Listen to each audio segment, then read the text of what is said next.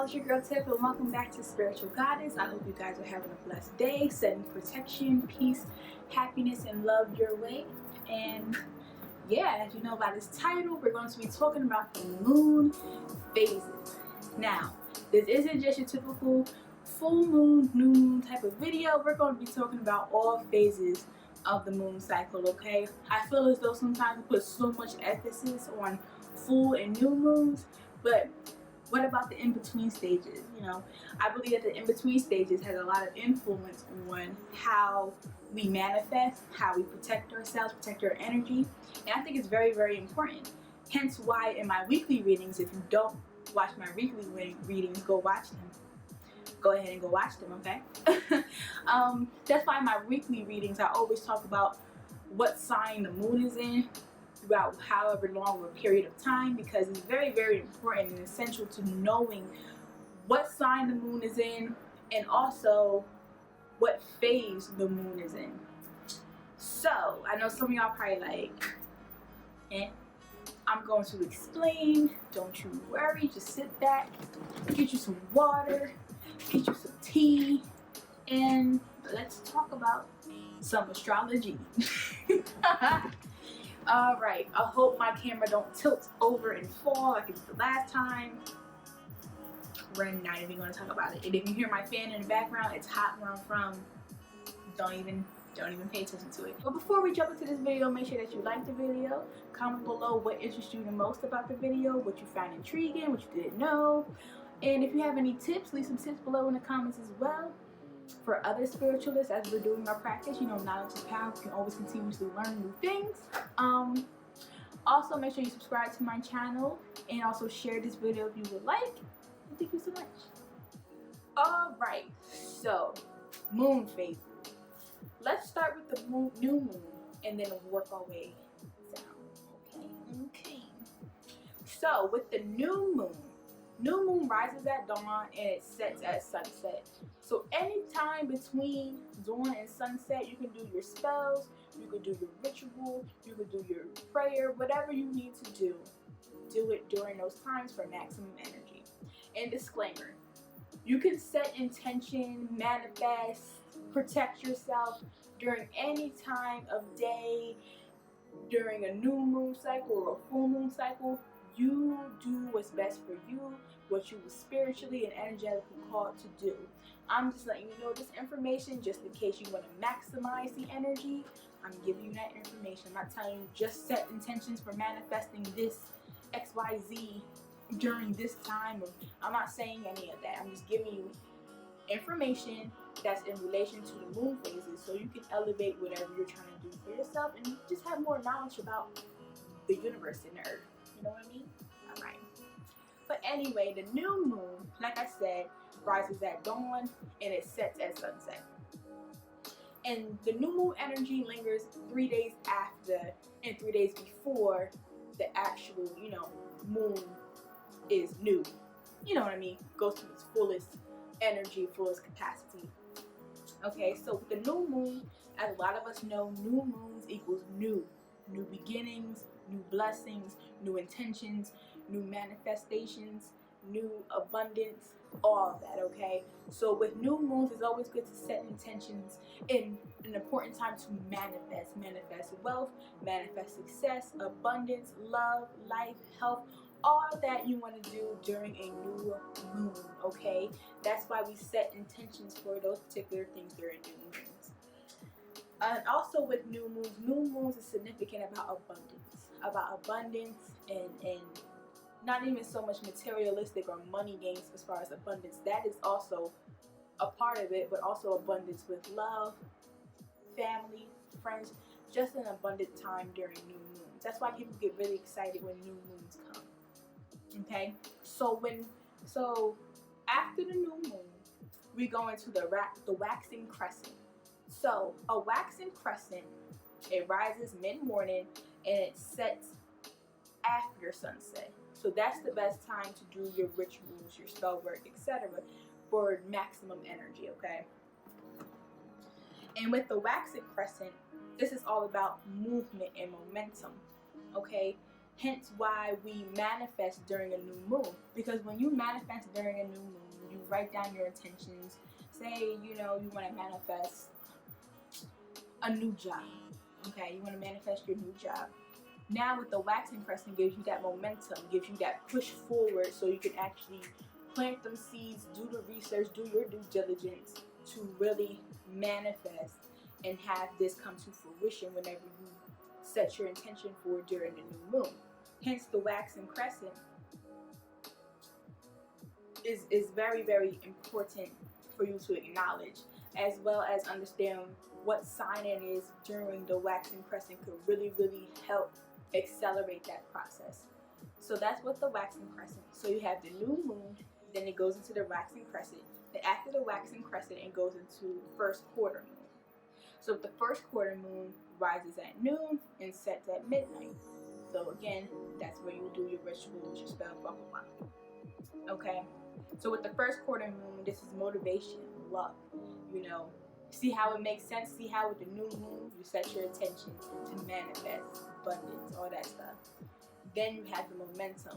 Now you have the motivation, the luck behind you from spirit that's going to continuously push this and make this, whatever you set intention for during that new moon, come to fruition during divine timing and divine order. I have to emphasize that, because I don't want people thinking that, okay, I'm going to set intention for the new moon, and then by the time the full moon come back, or by the time the next new moon come, it should come. Everybody's timing is different, and whatever spirit wants you to do, they're going to make it happen in divine timing and in divine order, okay? Whew, just had to throw that out there, okay? And if it's energetically for you and meant for you, it will happen quicker. If you know what I mean, it will be like, okay, this is in your card, so we're going to make this happen for you. So with the first quarter moon, again, motivation, luck is on your side. You're pushing through with whatever you set intention for. Next, you have the waxing gibbous. So with the waxing gibbous, the moon rises mid-afternoon and sets at around 3 a.m. And with the waxing gibbous, it's right before the full moon. So this is the energy where you're perfecting, getting the details down. You're just really making sure that things are going correctly with whatever you set intention for. This is the energy to perfect the little details. This is like right before you launch something, or right before you start your business, or whatever the case may be, or if you have a contract and you gotta look at the fine details, making sure that everything is in alignment with what you need to do. You do that during the waxing gibbous. All about details, perfecting little things at the moment. So then after the waxing gibbous, so you have the new moon. You set intentions. People set intentions for abundance, for a new job, for love, whatever.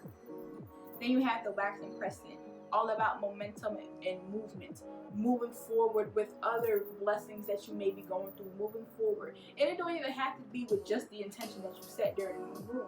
This waxing crescent energy, that momentum, could be anything in your life, anything that you got going on. That's the time, because it's all about movement, momentum. Then you have first quarters, motivation. You're motivated, you want to move, luck is on your side. Waxing gibbous, the little things, the small details, making sure that all your T's are crossed and I's are dotted and all that other stuff. And after the waxing gibbous, we go into the full moon.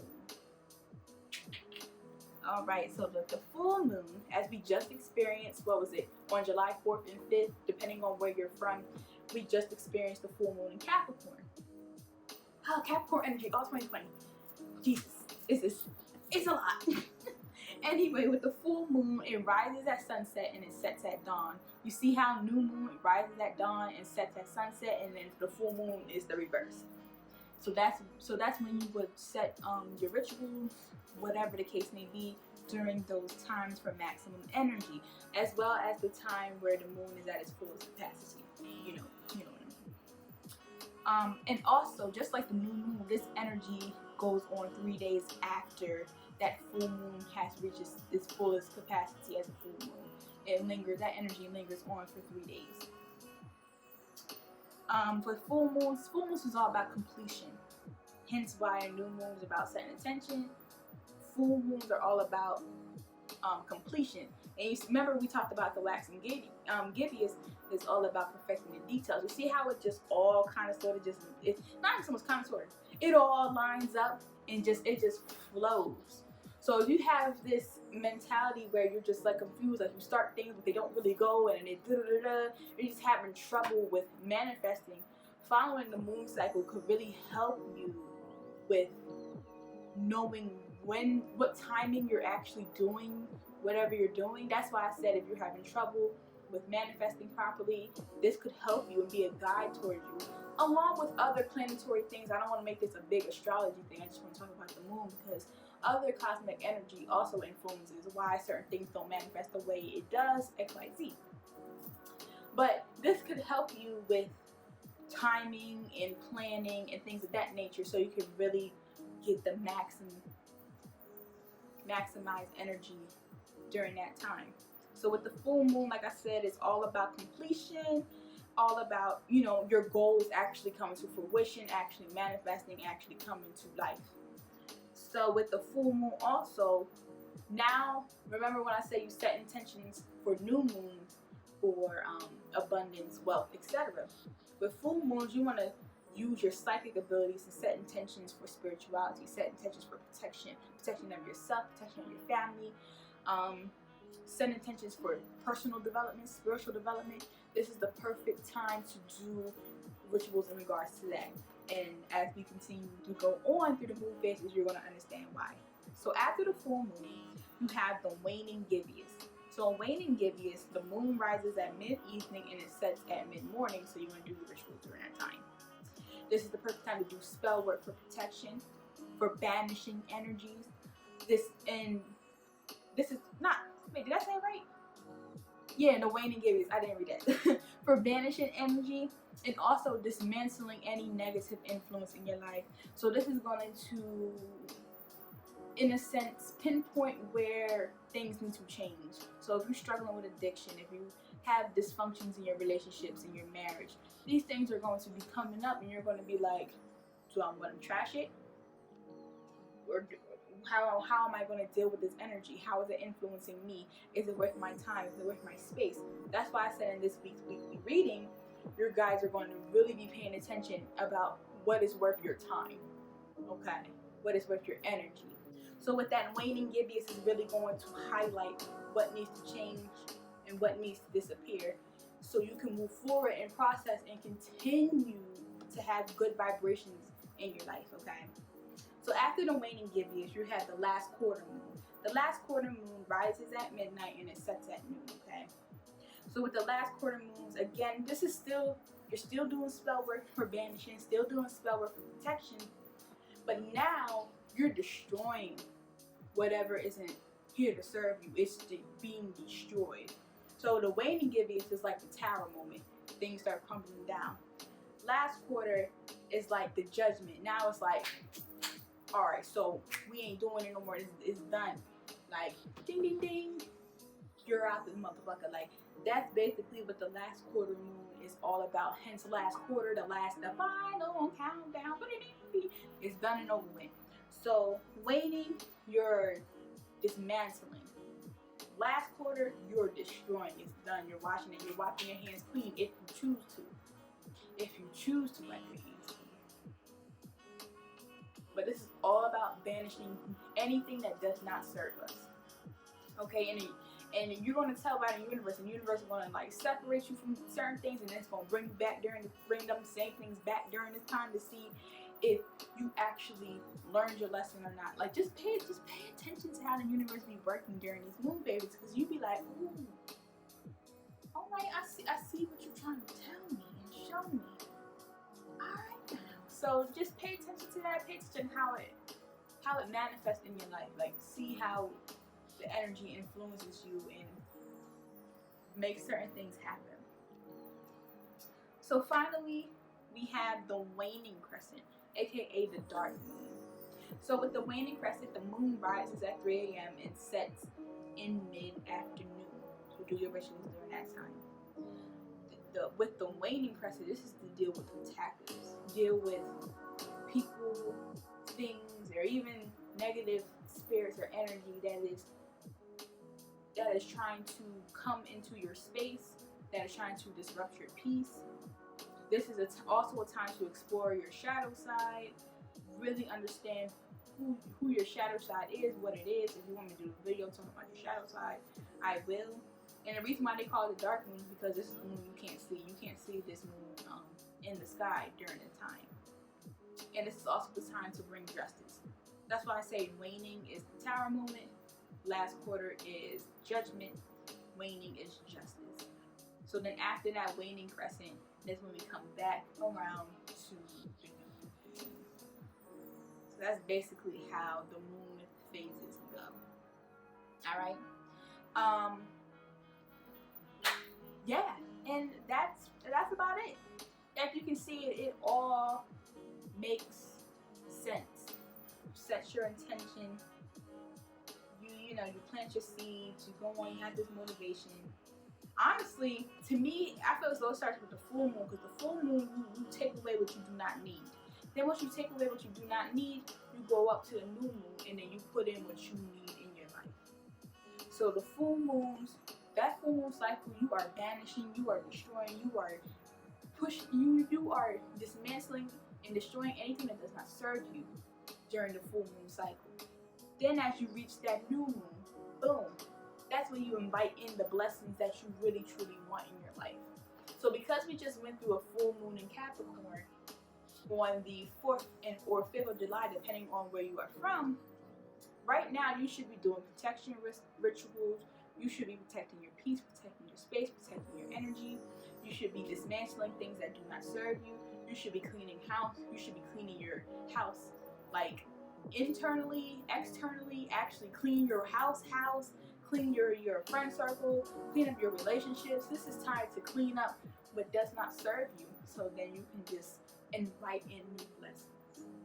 Okay, so for this next 2 weeks or so, when is the full moon the new moon in Cancer? When is the new moon in Cancer? I'm about to look it up for you. So the new moon in Cancer, is it in Cancer or is it in Leo? Oh, this is August. The new moon in Cancer is going to be on July 20th. So the last day of Cancer season is when the new moon in Cancer is going to be. So yeah, so from now until the 18th, 19th, 20th, you should be doing, well actually to the 17th, you should be doing your protecting your space, protecting your energy, cleaning house. And then 3 days before that new moon, you should be getting your wheels turning about what intentions you're going to be setting for the new energy that you want to come in. Alright, thank you so much for watching. Make sure you like this video, subscribe to my channel, make sure you follow my social media, it's in the description box below. And yeah, thank you so much. See you next time.